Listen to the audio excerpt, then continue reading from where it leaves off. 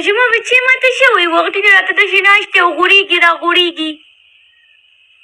ښځه بس کښېنه اوکې صحیح زه شاوه بس. السلام علیکم ورحمت الله وبرکاتہ. زه یم ستاسو ورور ملګری احسان الله. ملګرو تاسو به د مینو خان مینو دغه فني ویډیو کتلې مزه به یې هم واخیستې. ملګرو خو دغه شانتې ویډیوګانې په مینو خان مینو چې یو کال مخکې کولې نو ډېرو خلکو به کتلې د یو پیشو سره د هغه سره به ویډیوګانې کولې د هغې سره به ډېر ښکلی مذاق کوو. نو هغه ویډیو کنټینټ چې دی هغه ډېر زبردست ډېر سټرانګ و. خو ملګرو تاسو ته پته ده چې 2-3 میاشتې کېږي مینو خان مینو ټیک ټاک ته راغله او په ټیک ټاک باندې هغې لایو ویډیوګانې سټارټ کړي. هغه لایو ویډیوګانې سټارټ کړي چې کومې په کور کې د نه کتو دي.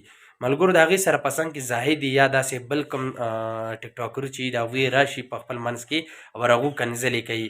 مینو خان مینو ته هم داسې په خوله چې ورله څه ورځي هغه ورته ووایي او هغه ورته هم وایي. نو نن سبا چې دی نو په سوشل میډیا ښه کار کول پکار دی. په سوشل میډیا نه پیدا اوچتول غواړي. دا نه دي چې هره زه په سوشل میډیا باندې کنځل وکړم زه دې په سوشل میډیا باندې چې دی نو خپل ځان بدنام کړم. نو موږ ته دا کار نه دی کول پکار. آیا موږ ته دا کول پکار دی چې هره موږ په سوشل میډیا نه فایده واخلو.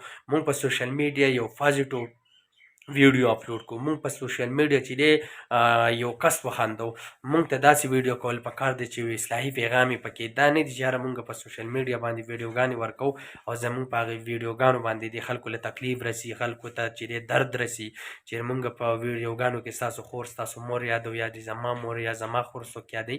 نو دا کار چې دی زموږ غلط دی. آیا په سوشل میډیا باندې یو اصلاحي پیغام ورکول دي؟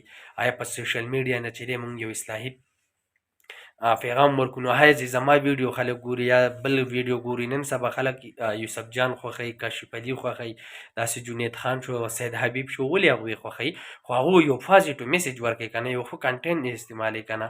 کو تاسو نن سبا ګورئ هغه ټیک ټاکران کو هغه هر یو دی هغه راځي په سوشل میډیا باندې دغه کنځلې کوي هغه ویډیوګانې د ټیک ټاک نه یو فیسبوک له راشي د فیسبوک نه ټیک ټاک ته انسټاګرام ته داسې وغیره په سوشل میډیا هر یو پلیټفارم ته چې دی هغه ویډیو خپاره شي. نو هیا دا نه دي کول پکار. ملګرو زموږ دغه یو ورکوټه غونته میسیج دی یو اجازانه غونته دغه در سره لایک کړئ شیر کړئ زموږ یوټیوب چینل هم سبسکرایب کړئ احسان الله افیشل. الله پامان.